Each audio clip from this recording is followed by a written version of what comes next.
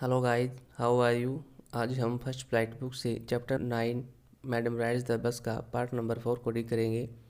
Third part में हमने यह पढ़ा था कि जो वली होती है वह वापस अपने गांव की तरफ जाने के लिए बस में बैठी रहती है, पैसेंजर का इंतज़ार करती है और बस चल पड़ती है। तो अब आइए बात करते हैं कि कंडक्टर के साथ उसकी क्या बातचीत होती है और रास्ते में वो क्या क्या देखती है अपने गाँव जाते टाइम। तो आइए बात करते हैं part number 4। Won't your mother be looking for you? The conductor asked when he gave the girls her ticket. Conductor ने कहा, क्या तुम्हारी माँ तुम्हारा राह नहीं देख रही होगी। जब कंडक्टर ने उसको टिकट दी तो उससे पूछा था ये बात। No no, one will be looking for me, she said. Valli ने कहा, नहीं, कोई भी मेरी राह नहीं देख रहा। The bus started and again there were the same wonderful sights. Bus चल पड़ी और दोबारा से वहाँ वही आश्चर्यजनक दृश्य थे जो उसने आते टाइम देखे थे। Valli was not bored in the slightest and greeted everything with the same excitement she had felt the first time. Valli ने बिल्कुल भी बोरिंग महसूस नहीं किया। उसने हर चीज़ को वैसे ही देखा, उसी उत्तेजना के साथ देखा जो उसने पहली बार महसूस किया था। But suddenly she saw a young cow lying dead by the road side just where it had been struck by some fast moving vehicle. किंतु अचानक उसने देखा कि एक युवा गाय सड़क के किनारे मरी हुई पड़ी है। ऐसा लगता था कि वह किसी तेज गति वाहन से टकरा गई थी। Is not that the same cow that run in front of the bus on our trip to town, she asked the conductor. क्या यह वही गाय तो नहीं है जो कस्बे की तरफ जाते टाइम हमारी बस के सामने दौड़ रही थी। उसने कंडक्टर से यह बात पूछी। The conductor nodded and she was overcome with sadness. Conductor ने सिर हिलाया और वह निराशा से भर गई। What had been a lovable, beautiful creature just a little while ago had now suddenly lost its charm and its life and looked so horrible, so frightening as it lay there like spectacles, a fixed stare in its lifeless eyes, blood all over. किस तरह से थोड़ी देर पहले एक प्यारे सुंदर से जानवर ने अचानक अपनी सुंदरता खो दी और अपना जीवन खो दिया। यहाँ पे स्प्रीडैगल का मतलब है स्प्रिट आउट, यानी कि फैलाए रखना। यह इस तरह से पड़ी हुई कितनी भयानक और डरावनी लग रही है। अपनी टांगे किस तरह से फैलाए हुए है। यह अपनी आंखों से किस तरह से देख रही है जिनमें जीवन नहीं है, और चारों ओर इसका खून किस तरह से बह रहा है। ये बात वली सोच रही है। The bus moved on, the memory of the dead cow haunted her, dampening her enthusiasm. यहाँ पे हंटेड का मतलब है वाज इम्पॉसिबल टू फॉरगेट, यानी किसी दृश्य या किसी वस्तु को भूलना बहुत मुश्किल हो जाता है। बस आगे बढ़ती रही। मृत गाय की यादों ने उसे घेर लिया और उसके उत्साह को खत्म कर दिया। अब वह ज़्यादा समय तक खिड़की से बाहर नहीं देखना चाहती थी। अब उसको बिल्कुल भी अच्छा नहीं लग रहा था। She sat thus glued to her seat until the bus reached her village at 3:40। इस प्रकार वह तब तक अपनी सीट पर बैठी रही जब तक बस 3:40 पर उसके गांव में न पहुंच गई। She stood up and stretched herself. वह खड़ी हो गई और अपने आप को सीधा किया, यानी कि अंगड़ाई सी ली। Then she turned to the conductor and said, well sir, I hope to see you again. तब वह कंडक्टर की तरफ मुड़ी और उससे बोली, अच्छा श्रीमान जी, मैं आपसे फिर मिलने की आशा करती हूँ, शायद हम फिर कभी मिलें। Okay madam, he answered her smiling, whenever you feel like a bus ride come and join us. अच्छी बात है मैडम, कंडक्टर ने मुस्कुराते हुए कहा और उसकी स्माइल का आंसर दिया। जब भी तुम्हें बस की सवारी करनी हो तुम चली आना और हमसे आके मिलना। And don't forget to bring your fare, और आते समय अपना किराया साथ में लेके आना, भूल मत जाना। She laughed and jumped down from the बस।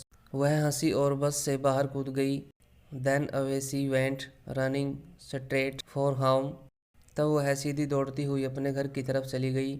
When she entered her house, she found her mother awake and talking to one of Wally's aunt, the one from South Street. जब वह घर में घुसी तो उसने अपनी माँ को जागते हुए पाया और वली की एक चाची से बात करते हुए पाया। वह चाची दक्षिण की एक गली में रहती थी। This aunt was a real chatterbox, never closing her mouth once she started talking. चाची बहुत बातूनी थी, वह बहुत बातें करती थी। जब वो एक बार बोलना शुरू कर देती थी तो वह अपना मुंह बंद नहीं करती थी और बोलती ही रहती थी। And where have you been, said her aunt when Valli come in. जब वली अंदर जा रही थी उसकी चाची ने उससे पूछा, तुम कहाँ थी? She spoke very casually, not expecting a reply। उसकी आंटी ने वैसे ही पूछा था, वह कोई ज्यादा ध्यान नहीं दे रही थी उसकी तरफ, वह उत्तर की प्रतीक्षा नहीं कर रही थी। सो वली जस्ट स्माइल, इसलिए वली ने केवल उसकी तरफ मुस्कुराया।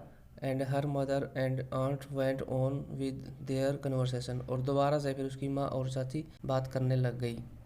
Yes you are right, her mother said, उसकी माता ने कहा, हाँ तुम ठीक कहती हो। So many thing in our midst and in the world outside, हमारे बीच और भी बहुत सी बातें हैं, बाहर संसार में अनेक ऐसी बातें हैं।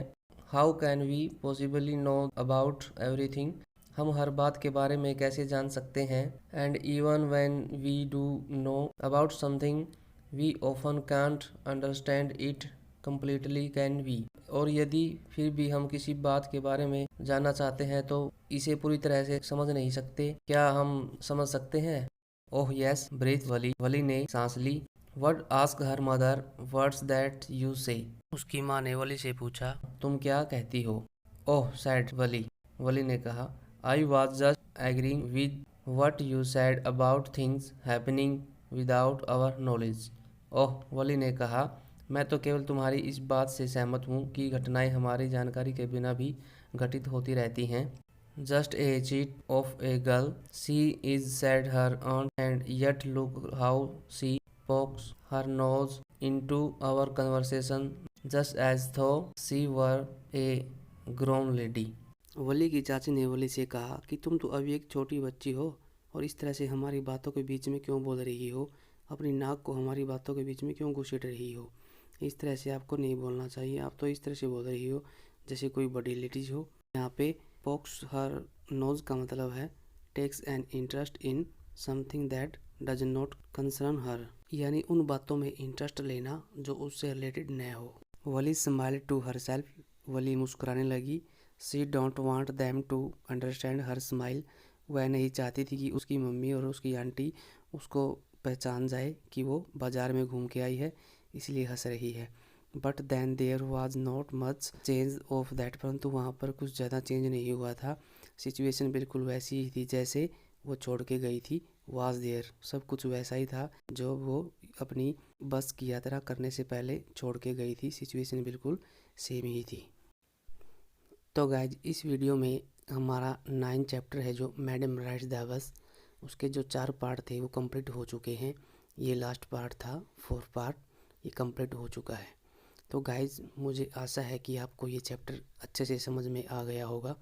तो गाइज अगर आपको ये चैप्टर अच्छे से समझ में आ गया है तो मुझे प्लीज़ कमेंट में बताएं और इस वीडियो को ज़्यादा से ज़्यादा शेयर भी करें। और यदि आपने अब तक मेरे चैनल को सब्सक्राइब भी नहीं किया है तो प्लीज़ सब्सक्राइब भी कर दें ताकि आपको आने वाली वीडियो का नोटिफिकेशन मिल जाए और आप उस वीडियो को देख सकें।